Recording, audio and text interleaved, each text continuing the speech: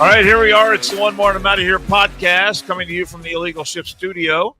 And it's a Friday today. So happy Friday, everyone. I'm Dan Carroll. Jason Kiefer is here. Pappas is, I don't know. He loves the governor up in Michigan so much. He's hanging out in Michigan. You know? Supposedly. What's the deal with that guy? Going to remote in, but we'll see. He loves, what do they call it? Pure Michigan. He loves pure Michigan. Well, he can call it whatever he wants. I call it the state up north. And then we've got an unnamed studio guest hanging out right over there. So it's a big day here. Big day. Happy Memorial Day weekend to everybody. Yep. A lot of that going on. A lot of activities are going to be happening, so make sure everybody stays safe. I'm doing a show on 700 WLW on Monday, and I've got former Congressman Brad Wenstrup, who is going to be on. He is also a friend of the show. A colonel in the United States Army Reserve, and he is probably one of the busiest guys on Memorial Day, Veterans Day. Oh, absolutely. The guy goes out, and I don't know if you've ever seen him in action, but when he gives a speech, I mean, his speeches are excellent. And so I'm very fortunate to have him booked for my radio show on Monday. So I'm looking forward to that. That's perfect. What time is that? And where can they find you? That'll be noon to 3 on Memorial Day, Monday on 700 WLW. That's Eastern Standard Time. Eastern Time. You can't say standard. Is it Eastern Standard? Eastern Daylight? I always put it in the. I don't know which one it is, so I just always say Eastern. Yeah, it's probably easier. I should probably start doing that because on our Instagram, I'll put EST because that's just what I was used to growing up. But I heard there was a difference, but I don't know. So we don't know. We don't know if Pappas is going to dial into the show or not. But in any case. More video has surfaced of some of his girlfriends, and they're not happy with things. They're not happy with the whole mega crowd. They are not. And we've got a couple different examples. So, Keith, whenever you're ready, let's go ahead and roll that. And we will. Got you. We will comment afterwards. Here we go. Friendly reminder, as a white American woman, I will no longer be dating white men. I'm looking for anything other than a white man. Okay? Just a heads up. Anything other than a white man. Just a heads up. Just so you're aware. Just so you're aware of what she's looking for. I mean, you know, it actually kind of tracks. Pappas has ruined her for all the other white men, and no other white men can measure up. So she is no longer dating white men. I guess she will date, white women, I guess black men, black women, maybe other species. Who knows?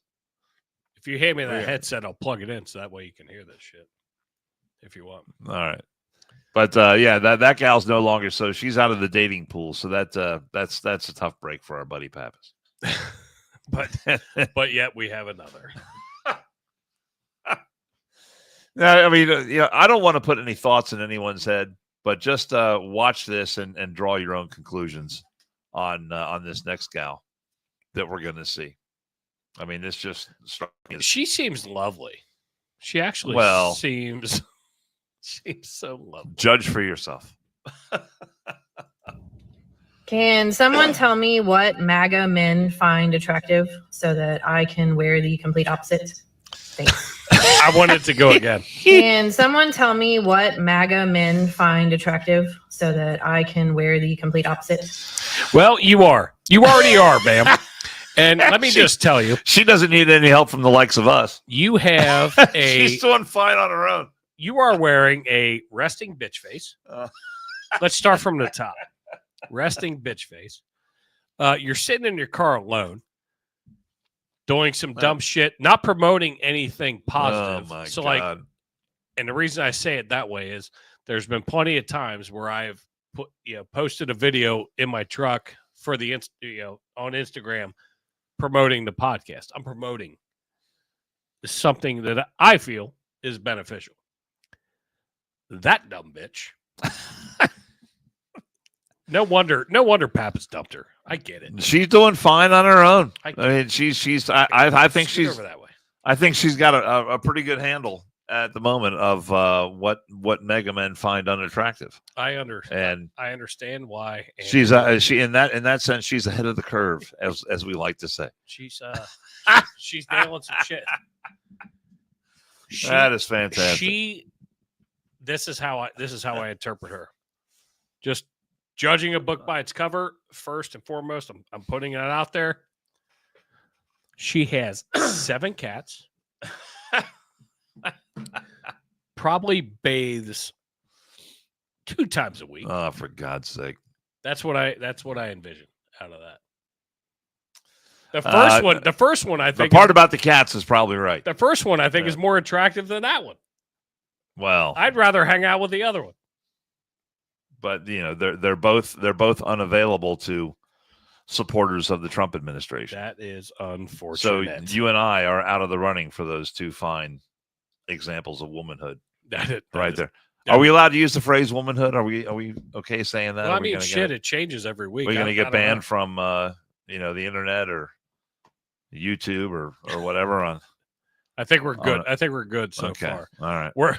We've got some videos coming down the pike that it might get us. Oh, can I tell you, since you are a co-founder of this podcast, we almost I don't want to say almost got hacked, but really, I got a message on our Facebook Messenger that says your Facebook page is going to be taken down. This was yesterday. I saw it at around 10 o'clock in the morning. All right. Your Facebook page is going to be taken down due to violations of community standards. Really?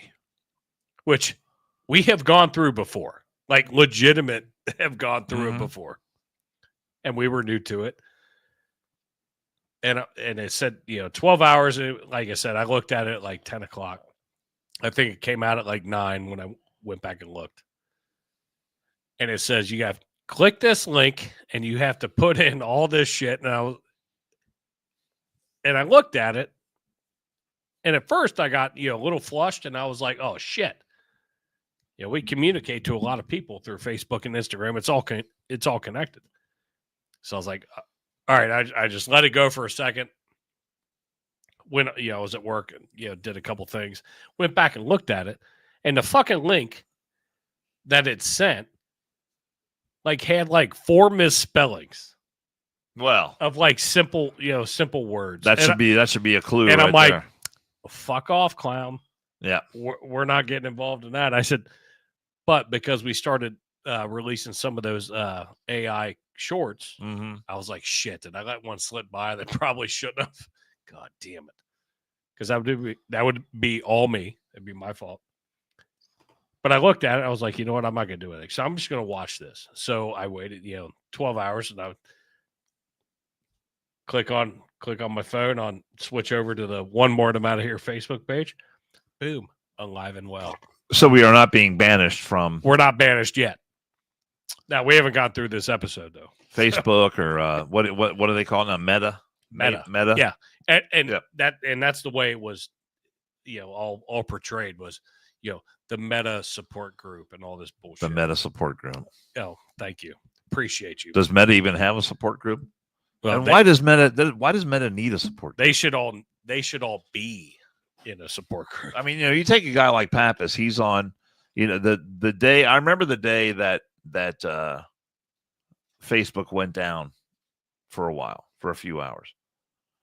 That it was, you were not able to access it, you weren't able to read it, you weren't able to post stuff. And he was literally that day having some medical. He was losing his mind. He was having some. I mean, his synapses. Yeah, we had the nervous tics going on. He was. Is it back on yet? Is it back on yet? Is it back on yet? Andrew. I mean, you were with him that day. Yeah, I'm like, Andrew, why is your face drooping to the left? We need to call a stroke team in. So he was really having some physical reaction When you have a reach, though, to that.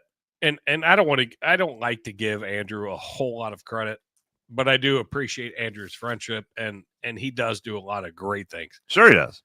But the reach that he has is huge. Well, big fish, small pond. Well, Yes. but he had a lot of followers. And then when you lose all those, Takes a toll. it does take it. Oh, well, and he wears it on his sleeve, man. All right, so we're getting into it. We're getting into it right now. Can I? No, you can't. What? I'm shutting you down. What? Okay. I'm shutting you All down. right. Okay. Because I want to talk about this because Okay. Pull up. What are you going to pull up? the main reason that we have the thumbnail that we have. Oh, okay. So you haven't flown in a while. I just flew not too long ago Mm-hmm. from here to Austin back. And we're seeing all of this stuff with the FAA aircraft, going down, whatever, and communication issues. But there, a very sad event happened in San Diego where a small private jet crashed right outside a military base. I don't know, and I can't say outside. They're calling it military neighborhood. So I don't know if it's on the base or not, but obviously a lot of military people, in San Diego. But this plane crashed. So I want to read a little bit of this article, but it said a small aircraft crashed in a large San Diego military neighborhood Thursday morning, killing 2 people and injuring 8 others. The aircraft, a Cessna 550 Citation. I'm not sure how big that is. I did not look that up. A Cessna Citation jet is a rather small on the small end of private jets. How many would you think that's? I think that jet might seat 8. Okay. Maybe depending on the configuration. And that's kind of what I was. Certainly no more than 10, but I would think that would be maybe a 6 to 8 to 10 passenger jet. That's kind of what I was thinking. Yeah. But 3:45 a.m. On Thursday morning, Murphy Canyon neighborhood, igniting multiple homes and cars in flames. It's carrying 6 people whose current conditions are unknown. And this is an article that I pulled up a little bit ago, earlier today. But these are just some of the pictures of the aftermath of what these people are dealing with. So what I did see after I had already, got the show set up was I know at least 2 on the plane were dead. One was a drummer for a band called he wasn't with them at the time. Like, I think he was a former bandmate. He was a founding member of the metal band Devil Wears Prada. Yeah. Formed in Dayton, Ohio in 2005. I've heard that song. I've heard that band. You have? But I don't know any of the songs. So it's not somebody that I followed, but I knew the band. Has you familiar with Devil Wears Prada? Really? You know him, huh? And then there was also like an uprising music executive, and it's probably in your article because it's probably a little bit more updated. But those were the 2 that we knew that were gone. But looking at the pictures, and this, me being a fireman, that's why I wanted to pull this up. Is This was early in the morning, overnight hours. The FAA says the plane clipped power lines about 4 a.m. in foggy conditions. Can you fucking imagine? Can you imagine? I won't say your street name because then you'll get stalkers. But yeah. But if they see streetlights and they're looking, all right, we need to land. That dude who wants to go after mega people might come after me. Right. We'll tell you about him a little bit later. But can you imagine? Look, this neighborhood looks like our neighborhood. More than 100 people had to be evacuated because of the fires to the homes and cars caused by the crash. 8 people on the ground were injured, the report says. All right, so those were the injuries were, because it wasn't clear in this article that I had. Yeah, and the part that I haven't seen yet, do we know if this was either on takeoff or landing? Do we know that part yet? No, I don't know if it was midair issue. Yeah. And just coming down, but Well, it seems like it was in proximity to the airport, right? 4 a.m. I know there's a lot of private airports, like the small airport that we have here is called Lunken, and you get a lot of private jet traffic in and out of there. And there's certain hours when the airfield is closed. Or you have unmanned airfields. You have an uncontrolled tower situation, and I think tower operations there start at 5 a.m. So this was most likely an uncontrolled tower situation, and I think that particular model of Cessna Citation can fly in all weather. And so the pilot should have been instrument rated. Did the pilot survive? Do we no? So do we have any information? So on the way it appears, from what I've heard, after I posted this article that we're looking at, and I saw later today, was a music executive who they presume was the pilot, owned the plane. So him and the drummer, Okay, I think, are the two that perished. I've got nothing else, and I don't know what you pulled up there, since I've got it. But reading some of this, in the quotes, like when the plane hit the street as a jet fuel went down, it took out every single car. One bystander said every single car was burning on both sides of the street. That is. I mean, can you? I mean, I'm just looking at it. I've seen a lot of fire over the course of 25 years. I've never dealt with a plane crash outside of showing up a little bit later and everything was done. Mm-hmm. Medarian and Hill. Yep, remember that one? A couple of years ago, not too long ago. But I didn't have to deal with any of that. I could not even imagine. But a lot of the stuff, they're saying video footage shows one house badly damaged by fire, which, I mean, obviously you're going to have that. But I have not heard whether they were taking off, landing, where they were going. I found another article here. It says let's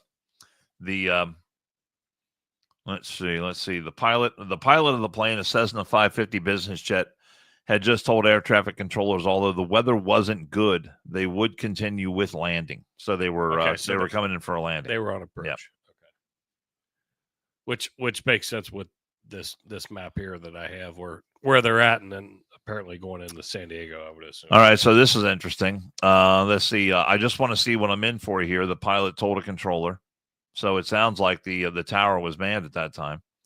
When asking about weather conditions at Montgomery Gibbs Executive Airport, an automated weather system there had not been working for more than a day.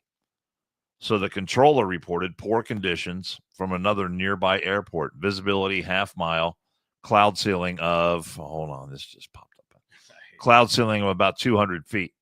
So I can tell you, based on my experience, I was going to say, you being flying in a helicopter, a 200-foot ceiling is extremely low.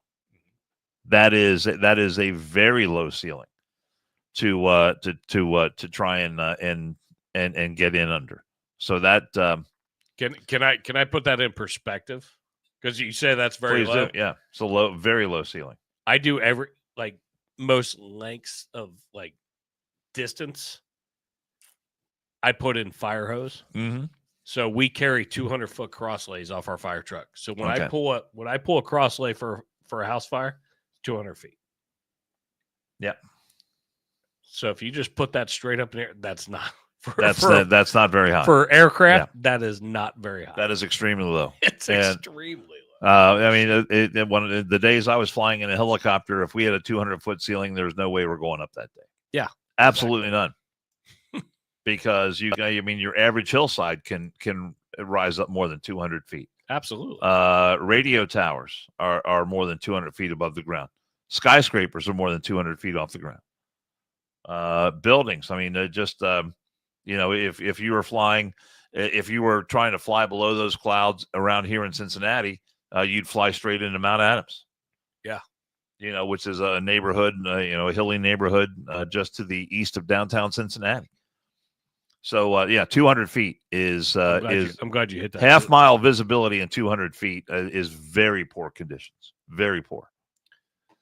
Well, we will see how this ends up. Who once the NTSB gets done with their investigation and figure out who actually is at fault, whether it's the tower or whether it's the pilot or both, or well, it's unfortunate though. This one sentence that I read here about the automated weather system had not been working. It being down, yeah. This fits in with the narrative that the current Secretary of Transportation, Sean Duffy, is talking about. And he's talking about how antiquated the air traffic control systems that we have around the country are.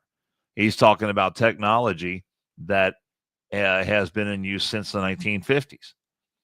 And it was just a couple of years ago that I was up in the control tower at Cincinnati, CVG, Greater Cincinnati International Airport.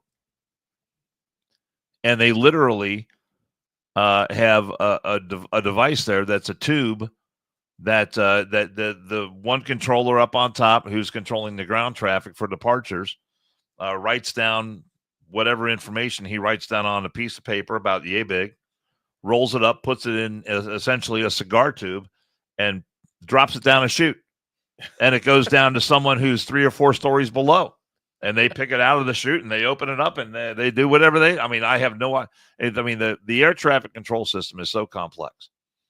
And my job was complex, but so antiquated at the same time. My job was to, fly around in a helicopter. So I saw it from that perspective. I wasn't the pilot, but I heard all the communications that the pilot would do at the tower every day.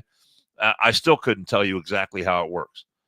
But, and we got to go up into the control tower at Lunkin, and they've got radar there and professionals. Guys who are really, really good. And you can see all the blips on the screen. And the radar up there looks like it's, something you would see from a movie from World War II. The radar there is essentially radar that they were using in the 1950s and in the 1940s and 1950s. Every time I go to an airport and get on a plane, because I know, talked with you, known you a long time. You're a former pilot who's been a guest on the show. Yep. And Mark Lewis. And I know other pilots. And I'm interested in aviation. I want to get my pilot's license, but learning about it, how antiquated it is. Every time I go to the fucking airport and I get on a plane, the only thing that goes through my head is the fucking movie Airplane. You got fucking, what's your Victor? Roger. It's so stupid how simple it is, but here we are in 2025, and that's one of the things that Trump wants to change. Now, that's not, an overnight thing, and it's gonna take a long time to get it done. Yeah. But it is to your point, it's World War II technology. But every time, Jill and I are going to be flying on a honeymoon here in September. But this is the United States. We're getting on a fucking airplane. This is the United States of America. You would think that we would have the absolute best of the best when it comes to, ensuring the safety of those who are flying. Right. And look, there's always going to be pilot error.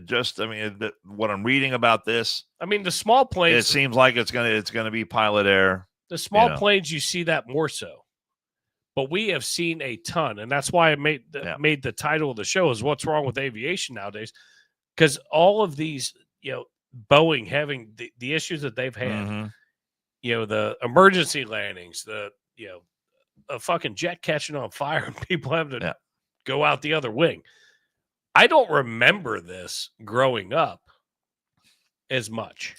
It seems like it's just happening more and more. The frequency is closer. Well, it seems as long as I've been involved in, and I was in the Air Force, and so there was when I was in the Air Force, there were Air Force, magazines that were printed that catered to the Air Force community. And so in the back of the magazines, there was always it was like the classified. There was always mishap reports, and so you could read about mishaps that involve fighter jets, mishaps that involved cargo planes, mishaps that involved Navy aircraft from other branches of the service, and so it just seemed to me that in a lot of these incidents, you might see a headline about a Navy jet going down, in the off the in the Bay of San Diego or something like that. Right. And then you don't see much about it after that. But they would always follow up, and they would put out the new reports, and then once a determination was made after the investigation into what happened, they would publish those reports as well. Yeah. And I would read those I had the one job I had in the Air Force, I had a lot of time to kill, so I was able to read, and I would read those, and I was quite interested in reading those and learning about the cause of these accidents and things like that. Yeah, close calls. And mishaps. I mean, I'd rather close calls than mishaps. I think mishaps like, ooh, no, we just kind of mishap is the term that they use for just a general umbrella term for things that go wrong. We done fucked up. Yeah, it's I think mishap is a good word because it doesn't really point a finger of blame or you suggest any wrongdoing on anyone's part. It's a mishap, and you look at how that mishap occurred, and you try. As long as it actually is, that's fine. But there's so many accidents that are called mishaps where it is somebody's fucking fault. With this pilot knowing the weather, and this is, to me, this is reminiscent of the helicopter crash that killed Kobe Bryant. Yeah, because the pilot that day, great, knew it was apparent that pilot knew that there was a strong likelihood he was heading into bad weather conditions, and he got himself into a situation where, and I forget what the final but I think the final determination on that accident was pilot error. And I think the families of the those who were killed alongside Kobe Bryant wound up suing the aircraft company and the helicopter operator and all the rest of it because of what the determination was on the finding of the finding of facts about that particular situation. So with you flying with Mark in a helicopter, and you're pulling the Kobe thing up, and this is just a question off the cuff. You have no idea this is coming. They're calling it pilot error, but shouldn't air traffic control have grounded him? So if you were with Mark when you were with Channel 9 and you had low fog, low ceilings, and Mark said, no, we're good, and he takes off, but air traffic control is ultimately responsible for that, correct?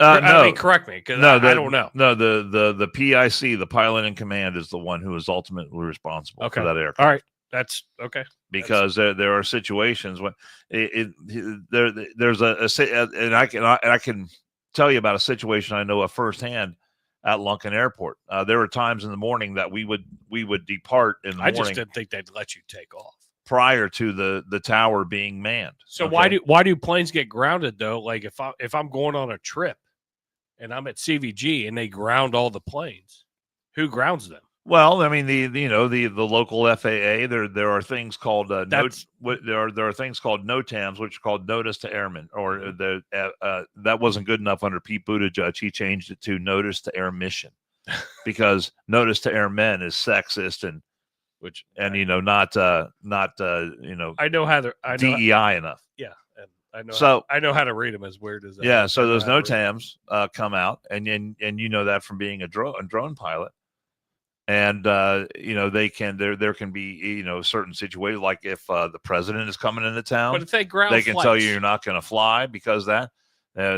I've been to the airport. But weather doesn't necessarily ground aircraft because there are aircraft that are perfectly capable of flying instrument flight rules. I've been at the airport where every flight, all you see is red, canceled.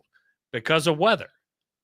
Well, if there's severe I thunder, don't understand why. there can be times when the weather, if there's severe thunderstorms, if there's heavy lightning, if there's a likelihood of tornadoes, all that kind of stuff, that kind of weather can certainly ground flights. But I don't understand why. I guess maybe they're advising him to not go. I'm going back to the Kobe situation. Yeah. They're advising him not to go, but he said, "You know what? No, I'm good."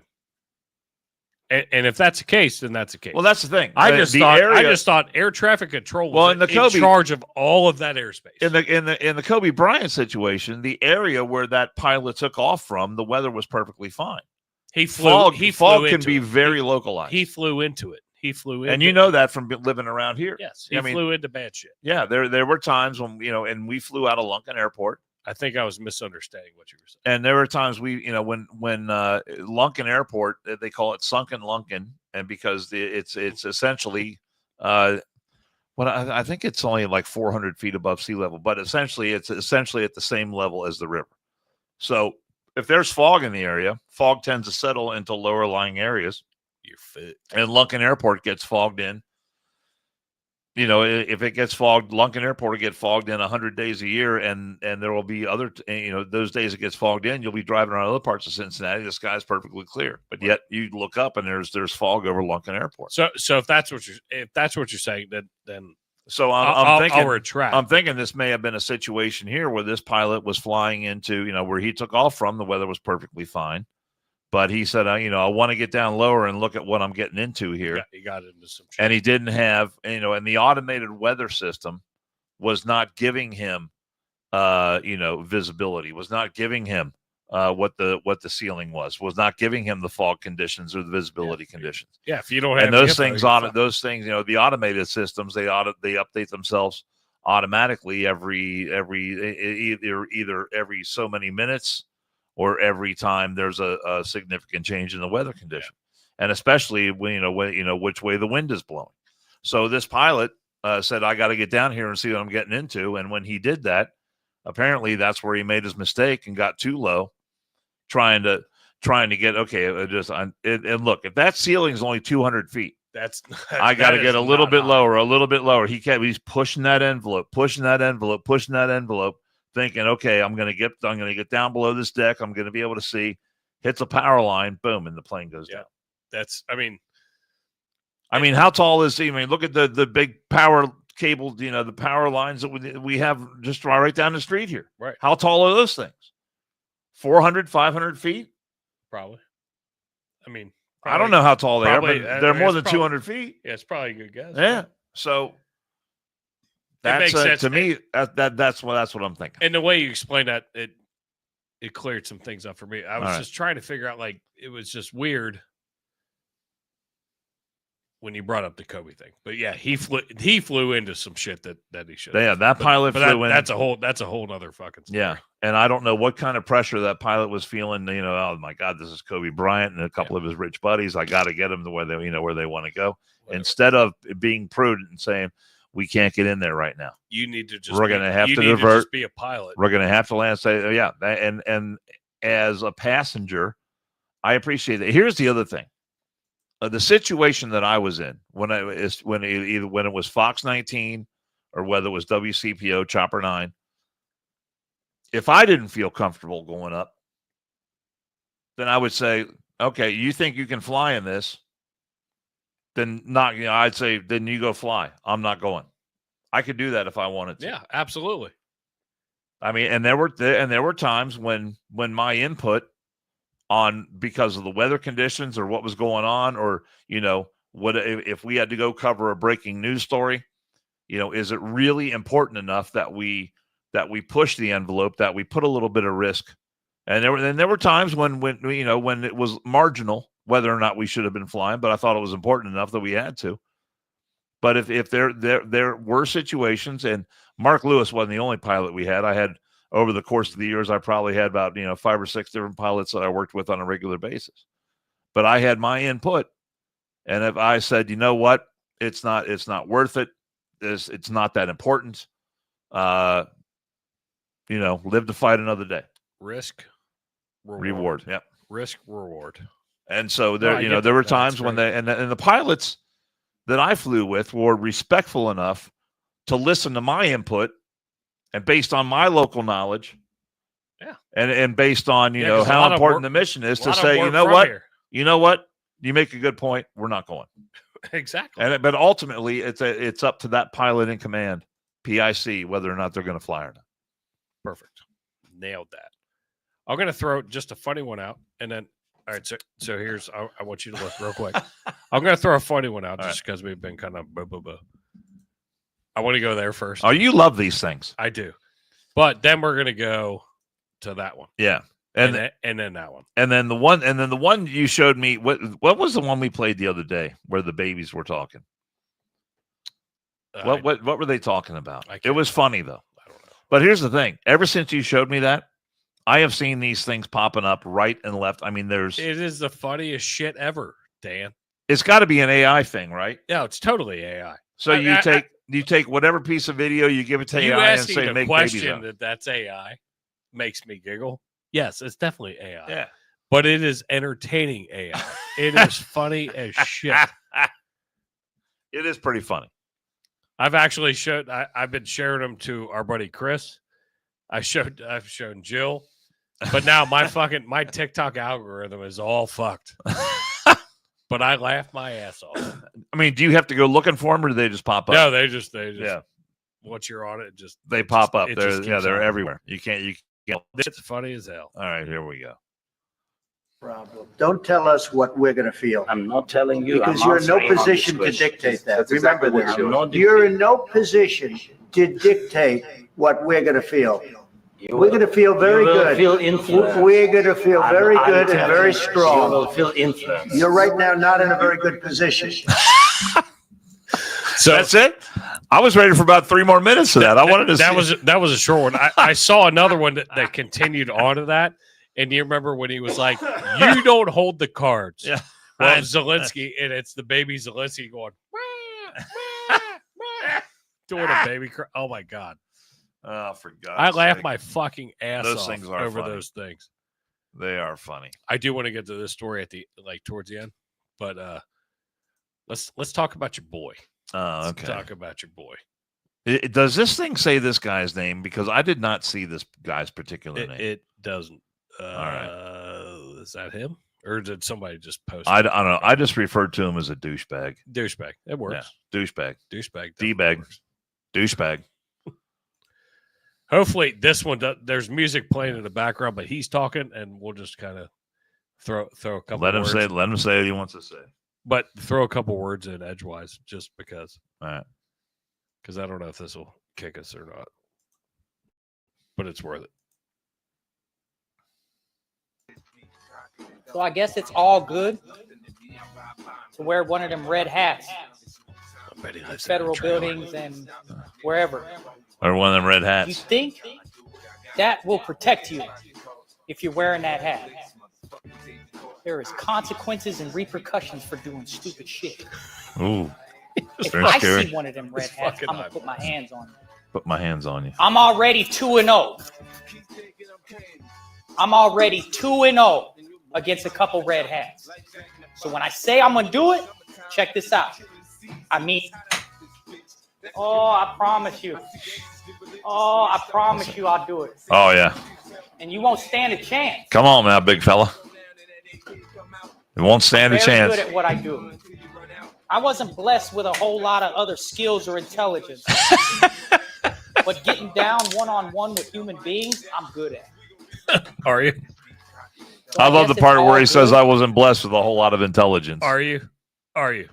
I gleaned that from the video, prior to him actually saying that. I think I'm he, going to put my hands on you. I'm pretty sure you can probably find that fella anywhere around the country in your local trailer park. Did it say what part of the country he was from? No, it did not. But we're gonna, Yeah, our buddy. We're gonna show a retort from our buddy and anybody that's paid attention or watched or listened to our podcast. I love this. One of our favorite guests who we absolutely fucking love, and we need to figure out like a meetup with him. Yeah. Whether we go there, he comes here, meet halfway. This motherfucker, he does not give a shit. He does not give a shit. Yeah, so our buddy Zeke Arkham saw that video, and he thought he would respond to the video by posting a great photo of him rocking the I'm going to move it. Make up. America Great Again hat. And Jason, if you'd like to read the caption that he sent along with that. It says, I wear this hat pretty frequently, and so far, no one's had a thing to say. So, if he wants to, in quotes, beat up someone in a MAGA hat, my God. I'm your Huckleberry. Best of luck. And it's Zeke Arkham for the audio listeners. Zeke Arkham is a huge human being. He is massive. A huge black human being who supports Trump, loves Trump, Oh my God. and is a great fucking patriot and American. And the fact that he posted that picture, when you sent that to me, I was like, that is badass. Well, this is not the first time that Zeke has responded to something like this. I think the first one that we saw was when Charles Barkley. And he responded directly to that. Charles douchebag. And Charles Barkley said that he wanted to kick the ass of anyone who supports Trump.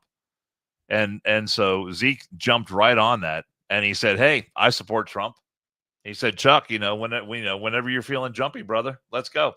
And then there was another one that Zeke responded to, and I can't remember who put that, but it was some minor celebrity. Oh, I do. Oh, it was Tim Walz. Yeah, it was Tim Walz. It was Tim Walz. Yeah, he said, I think I can kick the ass of any Trump supporter. And Zeke, I think Zeke said, I'll be your Huckleberry.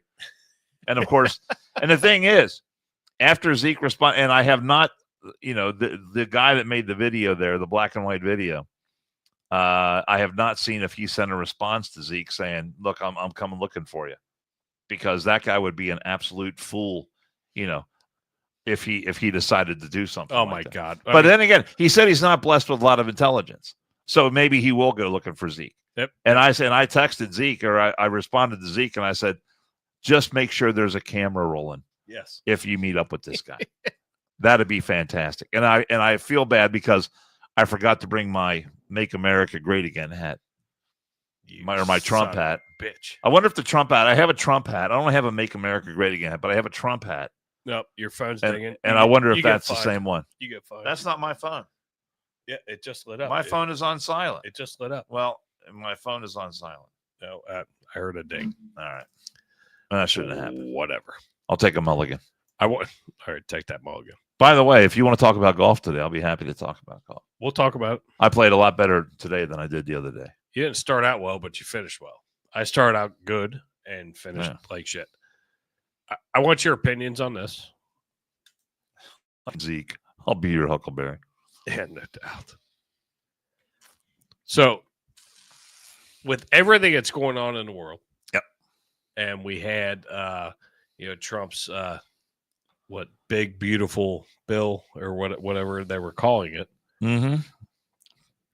But you have some stupid shit passed by one vote in the House of Representatives, right? And it's on its way to the Senate. But you have some shit like this that obviously, with our foreign relations, him trying to figure things out and him talking to, all the different diplomats that he needs to.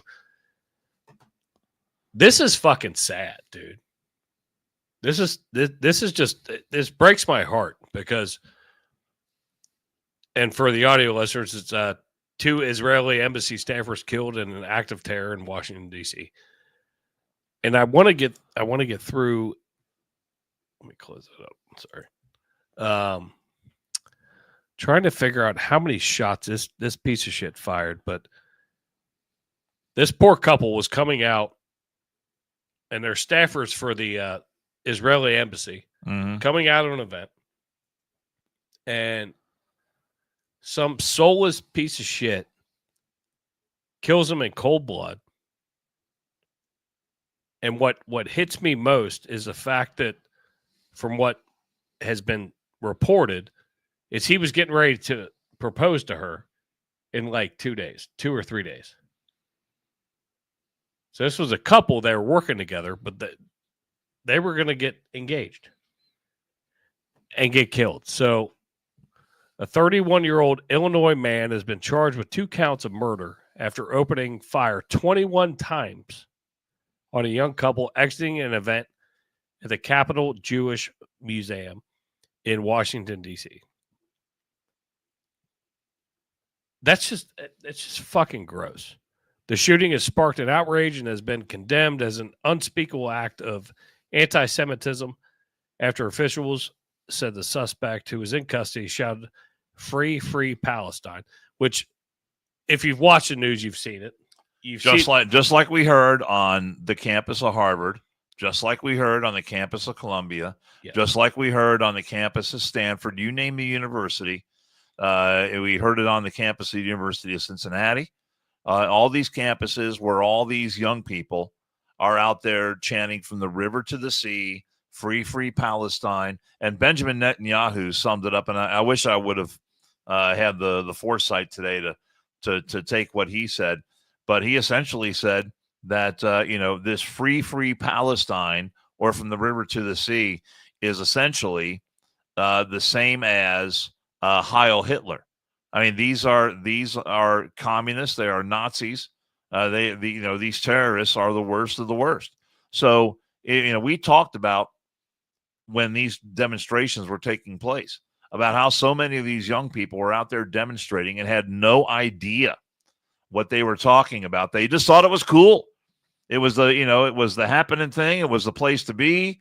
Maybe they were going to get lucky and hook up with someone and, out there, hey, free, free Palestine, whatever that means. Well, you know what? This is what it means. This gives license to, piece of shit individuals like this, wannabe terrorists, to go out and murder people in cold blood and think that they did something great for the cause of the Palestinian people. It's just so sickening and it's sad. I mean, you look at that couple. I mean, it looked like, on paper, looks like a very happy, cute couple. Sure. Good looking people. 30 years old, and I think the woman was 26. So yeah. And please, I'm apologizing right now if I butcher a name, but I'm trying not to. But Yaron Lashinsky, 30 years old, and Sarah Lynn Milgram, 26 years old, are the 2 victims. And they're finding 21 expended 9mm cartridge casings at the scene. How many? 21. 21 shots. That's a fucking lot. That's a lot. Now, granted, you're not going to hit all of them. Right. Not all 21 of those hit, I guarantee it. But it's just fucking gross. But according to one of the eyewitnesses, he reloaded in order to be able to finish them off after they were already down. And then there was, and I don't think I have the video. I don't think I do. No, we don't want Bob Evans. I don't have the video, but there's video out there like right after when he got, put into custody, and he's yelling "Free, free Palestine." Free, free Palestine. Yeah, no, I played that soundbite on my radio show the other night. So somebody was right there and was able to grab that. Well, apparently this guy, after the shooting, actually, I guess, ran back into the museum where this reception was being held, and then tried to pass himself off as just a witness to the crime, and was trying to exit the building and thereby get away with his crime. But I guess some people pointed him out to police as this is the guy who did the shooting, and they arrested him at that time. I want to read the words of J.B. Shirk, who wrote a piece in American Thinker about this. And, these words fit perfectly with my thinking on this. After a bloodthirsty socialist murdered Israeli embassy staffers Yaron Lashinsky and Sarah Milgram on Wednesday night, conservative commentator Scott Jennings on CNN, who is just terrific, by the way, noted that if Biden or Harris were president, we'd be getting a scolding right now for this epidemic of Islamophobia. I mean, think about that. Every time something like this happens, we're not supposed to blame anyone. Don't have Islamophobia. Don't be Islamophobic on this. The religion of peace, all this stuff. But J.B. Shirk goes on to write, the shooter wrote a damning manifesto that expresses his solidarity with Hamas and his belief that Israelis have forfeited their humanity. He also shouted free Palestine when being arrested.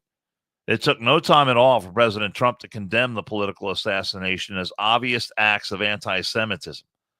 But yet the New York Times is confused as to what might have motivated the Jew-hating terrorist. As the brain of the Democrat Party's central nervous system, the New York Times reveals just how mentally handicapped the loony left really is. So whenever something like this happens, and it is the most violent of those among us, that if the shooter doesn't fit a certain political narrative, then they seek to excuse that shooter, whether it's a terrorist like this, whether it's a transgender individual, whether it's someone who hates Trump, and all these. And look, there's not one political ideology that has a corner on committing acts of violence and terrorism like this. But when it's someone that's under their umbrella, they always seek to make excuses for it and try to spread the guilt around, so the rest of us feel guilty for what that individual did. You feeling me on that one? No, you're absolutely correct, and it just makes me sad. Like where our society is at. This couple just walking out, and you got some piece of shit, and we see it. I mean, it happens every day, and we just dealt with it. We've dealt with it here locally. It's just frustrating, but I feel that it's, I don't know, not a duty, but it's a good thing for us to put out there and give our opinions on. Whether people want to listen to them or not, that's a whole nother issue. But shit just sucks. And this piece goes on to say, just be fucking nice. Be fucking nice. After every incident of Islamic terrorism post 9/11, the propaganda press skips over the atrocity and instead hyperventilates about how it might affect the Islamic community. Every act of Islamic barbarism was framed in the most sympathetic light, whereas any condemnation from non-Muslim was derided as prejudice. And I think that is an excellent observation of how we are treated as a country, and we are lectured to. At least we used to be. Because the Trump administration certainly is not going to lecture to us about Islamophobia or casting these individuals in sympathetic light. But I mean, for too long now, we have shielded these acts of horrific terror and sought to soft pedal them as we just need to understand about the plight that these people are suffering. No, when you have cold-blooded murder like this, nope. Anyone who supports this, anyone who was out there, from the river to the sea, free Palestine, some of that blood is on your hands, and I'm not going to apologize for that. Nope, absolutely no, and yeah, I will not either. This podcast won't. If you don't like it, there's other podcasts to listen to, but you and I are definitely aligned in that. There is no doubt.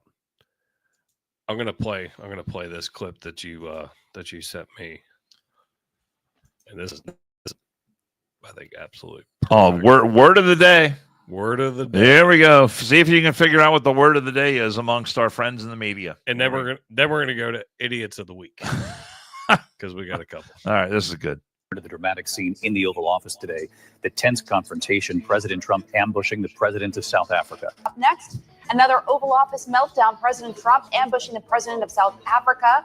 President Trump is being accused of conducting something of a diplomatic ambush of South Africa's president in the Oval Office. To be with you, I'm Katie Tur. President Trump orchestrated another Oval Office ambush today. Today, Donald Trump meeting with the president of South Africa. and attempting to ambush and humiliate that leader. Zelensky territory, where essentially he was a bit ambushed inside the Oval Office. Felt like an ambush in there, kind of like the President Zelensky meeting in the Oval Office. This was an ambush. It was orchestrated. Cyril Ramaphosa brought his best diplomatic self to this meeting, but nothing could have prepared him for this multimedia ambush. What started as, to some degree, an ambush. Well, Katie, I mean, it was an ambush. Ambush. Ambush. Ambush. An ambush. Ambushing. Ambushed inside the Oval Office.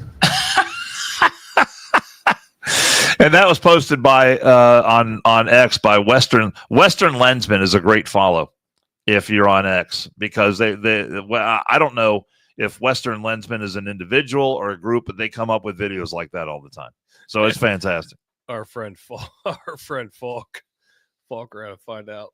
Word of the day? Question mark. Is it retard? I feel that's it. So I watched. Oh my God! I watched great. A lot of that interview yesterday. And watching when Trump goes, turn the lights down. Yeah, turn the lights down, and then starts playing that fucking video, and you see, and they zoomed in on, and I don't even know that dude's name, and I don't even care. Yeah, that was the president of South Africa. I don't give a shit who he is. Yeah, doesn't work here anymore. I don't give a fuck. But watching his face when all the white crosses were shown and this and that, and he's literally looking like if obviously I was Trump and you're him, but reverse it. He's just looking, and all of a sudden he was like, Yep. Like I don't have anything to say right now because I'm dumbfounded in the fact that I'm in this situation. But he knew exactly what the fuck was happening. And the fact that Trump called him out.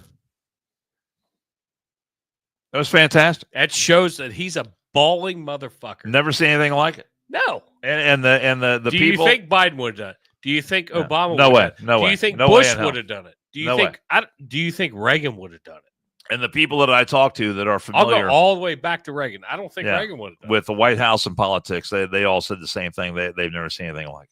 And it's fantastic. He was like, You're killing white people, but you're wanting to have a conversation with me about investments and trade and this and that.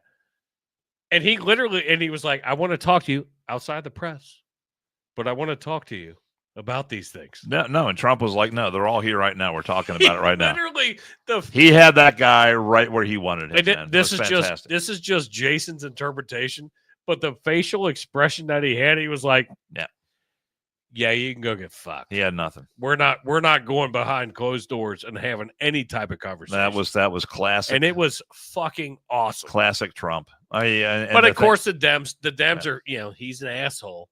I mean, just imagine if Kamala Harris was president. Oh, nothing like that would have ever happened. Absolutely never. She'd have been in his slave trade. She'd have been in the slave trade. I guarantee. That was fantastic. I promise you. Oh shit. Oh, we got two teachers, Dan. We got two teachers because we're getting close. But these are worth mentioning. Let me see. Wait, we got a couple other videos too. Well, we'll show. Well, that's a still picture of and I sent that to you. Are you gonna put up the Axl Rose one? Well, we got two videos too. All right. You want to go to the videos first? All right, go to the video. Go to let's see the roll the video. Roll the tape. I'm just not that fast at it. One of these days we'll have a real producer. Roll that video. Roll that beautiful bean footage.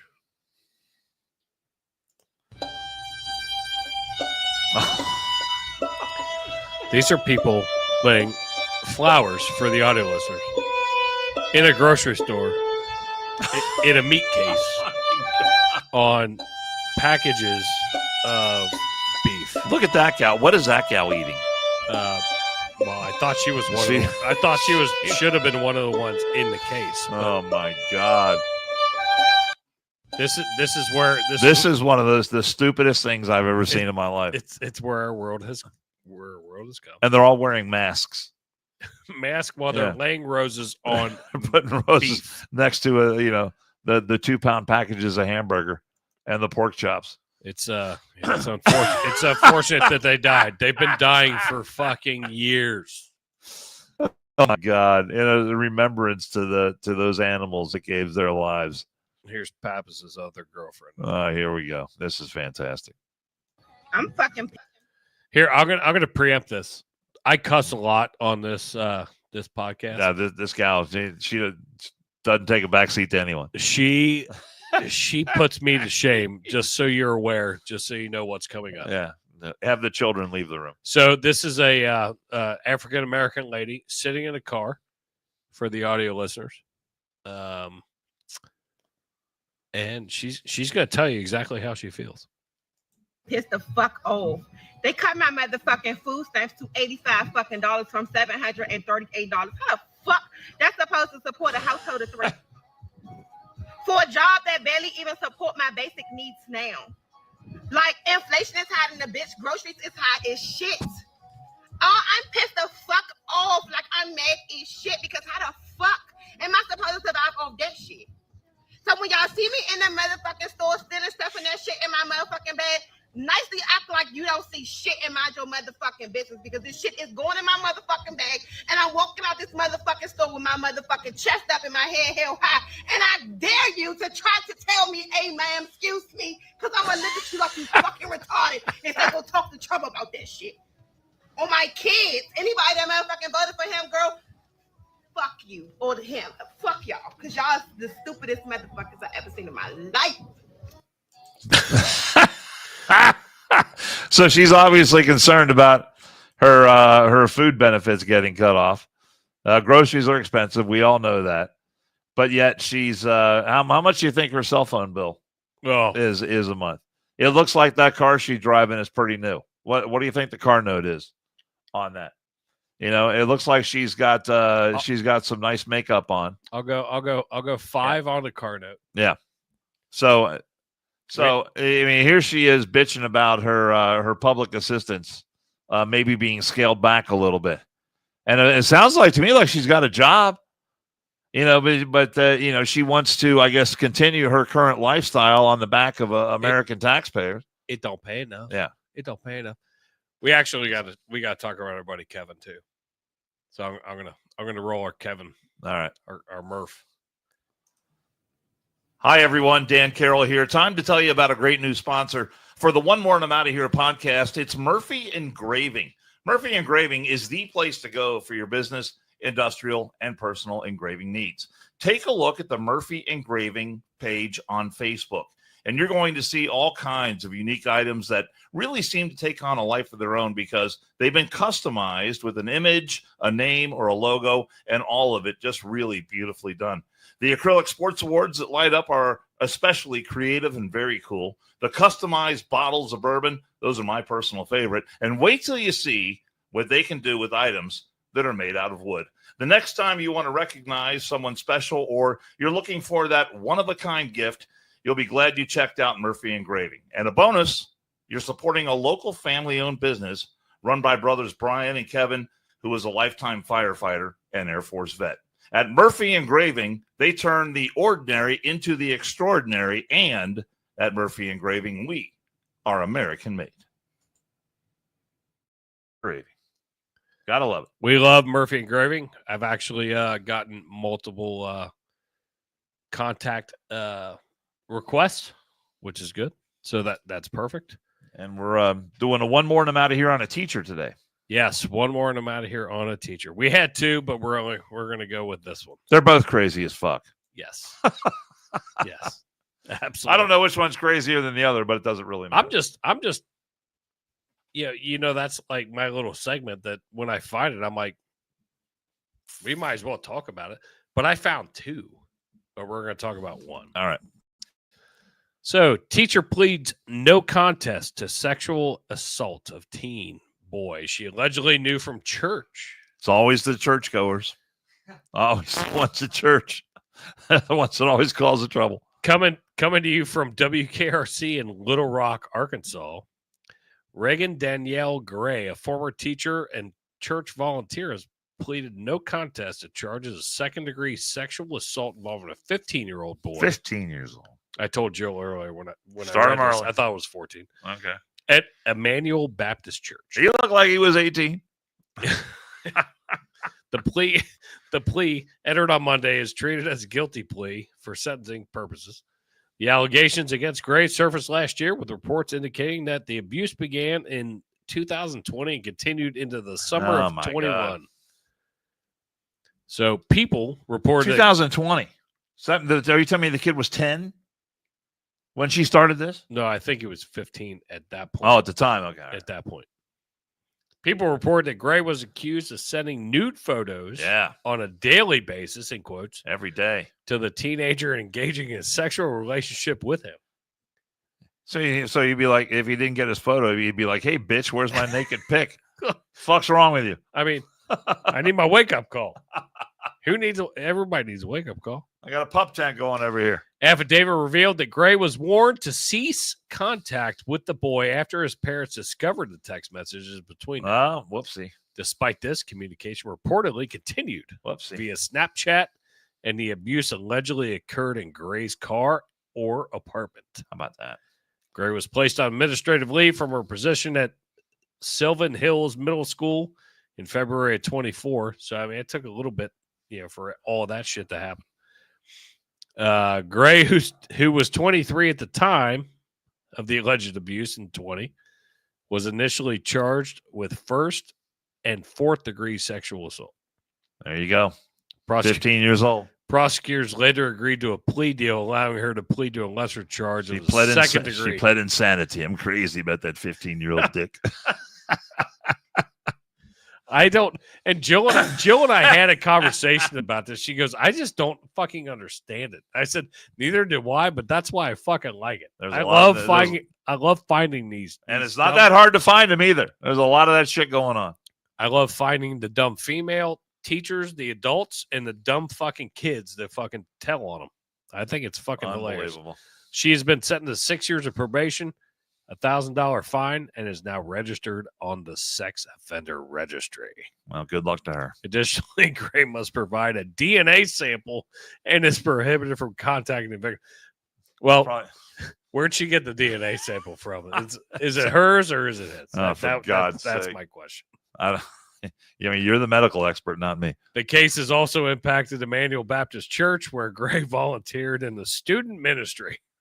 Pastor Smith resigned in April last year following criticism over the church's handling of the allegations. It's always the ones at church. You got to watch out for them. It's always there. It's always there. And you know what? Kiefer will find it. That's it. I will fucking find it. They just fall in your lap. I promise you. Let me just address the chats real quick. So obviously, we have our Falk Around Find Out, Tyler S., Michael Hendricks, Tim Vogel jumped in for a little bit. Dead Leg is there. Dead Leg jumped in. Will Cray, we love you. Felony Melanie, we're actually going to kind of maybe partner with Felony and getting her a podcast going. That'll be cool. Which is fun. We had a conversation. Her and Jill talked a bunch. My phone battery died almost because they were talking so much. Michael Hendricks. Who else? We had a couple others. But everybody, we appreciate you guys, and thank you so much for supporting our bullshit. Long weekend this weekend. Have a great weekend. Stay safe, and probably see you back here on Tuesday. Yeah, Tuesday. Tuesday sounds lovely. All right. We'll see if recap the big weekend. And show up Tuesday, please. Show up Tuesday, and I'll let you know via the Instagram and Facebook if Pappas is going to be here. But please show up and blast him because he was supposed to remotely sign on. He was.